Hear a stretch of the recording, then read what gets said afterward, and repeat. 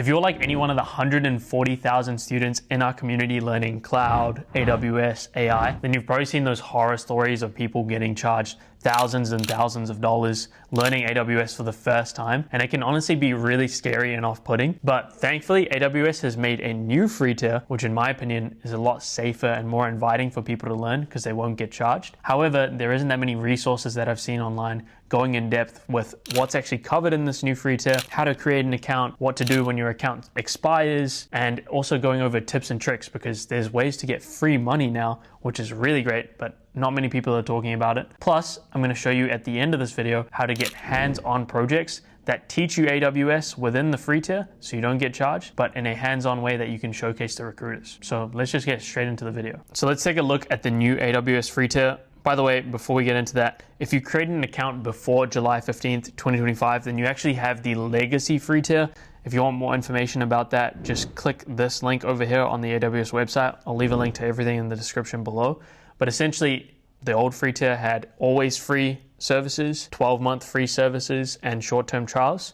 With the new free tier and the new plans, you still have always free services and you still have short-term trials, which I'll show you in a second. So now there is two different types of plans to choose from. There is a free plan and a paid plan. I kind of think of the free plan as basically an account that you won't ever get charged on. You won't incur any costs unless you switch to the paid plan.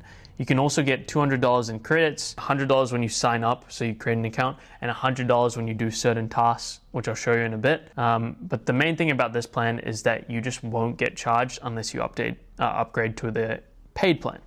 Now, the paid plan is cool because in this plan, you receive up to $200 in credits, but you also access all AWS services and features. In the free plan, you access a lot. There's only a few that you can't access, but in the paid plan, you can access everything, and you can also scale beyond credit thresholds. So even though some things in the AWS plans are called always free, they're not always free. I don't know why they do that, but they're not always free. So like Amazon DB, it gives you 25 gigabytes of storage and up to 200 million read-write requests per month with the free tier. And then after that, you have to pay. So in the free plan, you're not going to get access to anything after you reach this threshold here. For most people, you're never going to reach this threshold. This is very, very high, but there's just something to note in terms of the difference between the two plans. I'm obviously not going to go into depth into all these services and what they include because there's 186 in here. But if you go into the filter system and you select different plans, you can see what is included in every plan and every type.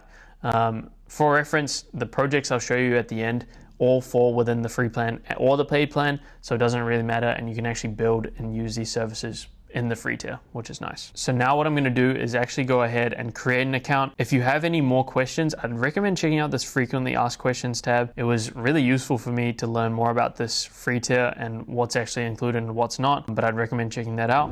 For now though, I'm just going to go up to the top right here and create an account. You can see the new UI here. So now it's all loaded up here, and you can just put in your email address and your account name in here. My email address, for example, is maximus@nextwork.org. The problem that I've found in the past, AWS was generous, or maybe they just didn't realize, but you could actually use this technique called plus email addressing. So I could put my normal email and then a plus with whatever I want behind here, like 1, 2, 3. It could be a number, it could be a letter, it could be anything, but this is called plus email addressing. Now I could do this and create a new free tier account every single time. So when my account expires, I could just do this again. I could use the same credit card and it would work. Now apparently AWS is a lot more strict, so they're not allowing you to create a new account that relates to the same email address or the same credit card. So if you're going to try that, it's probably not going to work. Maybe it's worth trying out. Who knows what will happen, but from what I've seen, it's not going to work. Once you've verified your account, make sure to check your spam. It usually goes to spam. I don't know why. What's interesting to me is I thought I wouldn't even be able to get to this stage here, but I used the plus email addressing technique and it worked. So maybe it's a credit card that needs to be different. I haven't got to that stage yet, so we'll see if it works or not. But when you go to this part here, these are the two account types, free or paid. If you're completely new to AWS, I'd recommend choosing the free account. It'll just give you that peace of mind and you can always upgrade later on. But if you are more advanced, then I'd recommend choosing the paid account. For this demo, I'm just going to choose the free plan and I'm going to click into here. Now just follow the prompts and fill in the details here. I don't know about you guys, I always get so nervous when I see these. I don't know why. I feel like they're just getting harder and harder. But one from one, we got it. I finished the account settings and it said there was a problem with your payment information. So it says sign in and then contact customer support. So I tried to use the same credit card as I did before, but it isn't working, or maybe there's something I need to do. But it may mean that you need to use a new credit card, but plus email addressing potentially does still work. So I'm just going to click through here and see what happens. All right, so I actually created a new AWS account, and I just need to verify my credit card information. So I probably will need to set up either a new credit card on somewhere like Revolut or Wise, or I can use a different credit card, but that's free to do and it's pretty easy to also set up. So now I can just go through these steps here and create my account. So unfortunately, it's not working for me with the old credit card, so I'm just gonna use a new credit card and set this up. Oh wow, so I just tried to create it with even a new credit card, but since I've used plus email addressing, I'm not eligible for the free plan. So this kind of just shows that AWS is a lot stricter now with their accounts. So you really need a new email address and a new credit card to be able to create one of these accounts. So in this case, I'm not eligible for the free plan, so I have to sign up with a paid plan. Either way, it's not that bad, so I'm just gonna do it regardless.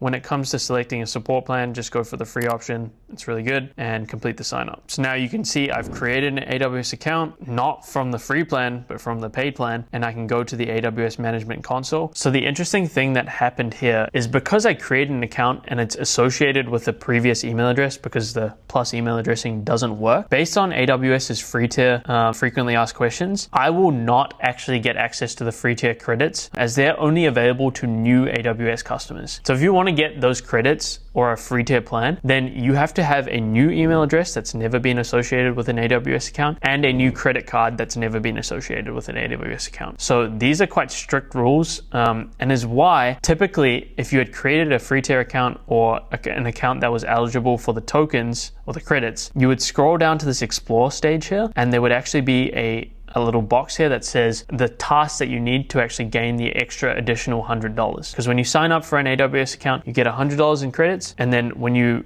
complete the task that was supposed to be in this Explore tab, you get $20 per task. In case you're wondering what those tasks are, they should show up here, obviously. Otherwise, you can go to this page here, and it will show you the different topics to actually gain the $20 per task. So one of them is creating a budget, and we'll do that now. But all of these, or pretty much all of these, I think, except the Amazon Bedrock one, are found within the projects that I'll show you. So doing the projects is a great way to not only document and learn things, but also to get the free credits as well. What you got to do is go to your console, type in billing and cost management. Then you want to go down to the budget section here. So here's your budget status. I'm just going to go budgets. Now we can create a budget. In here, I'm just going to show you how to do a simple zero spend budget. Zero spend basically creates a budget that notifies you once your spending exceeds 0.01 cents. So if you've selected a free plan, obviously you won't get charged, but if you're on the paid plan, you may want to definitely do, or even if you're on both, it's good practice to set one up in general. So I'll just put in my email address here. You can even send it to multiple email addresses if you want, and you just create your budget. Super, super simple. I just want to quickly look at some frequently asked questions that I know will probably be in the comments. When does the free tier credits expire? Free tier credits expire 12 months from the date you create your AWS account. And you can also view it on the credits page in the billing console. And you just click this link and it'll take you right there. Some other questions that people might ask are, can I extend my free plan beyond 6 months? And the answer to that is no. And when that free plan does expire, AWS will retain your data for 90 days after the free plan expires. During this period, if you don't upgrade or reopen your account and restore your resources, AWS will permanently erase all of your AWS data. That content will be completely gone unless you upgrade to a paid account. And remember, just to clarify, a paid account doesn't mean you actually have to pay anything. It just means that you can pay things. But that $200 in credits kind of acts like a safeguard in case you do spend something, but you also can set up budgets to make sure you don't spend anything. And the projects that I'll show you at the end, they are obviously foolproof in the sense that they all fall within the free tier and they show you when to delete your resources to keep everything free. It kind of makes sense as to why I couldn't get a free plan, and that was because I've already had an account, I've already used that email address, I've already used that credit card. So for me, I wasn't able to get the free tier.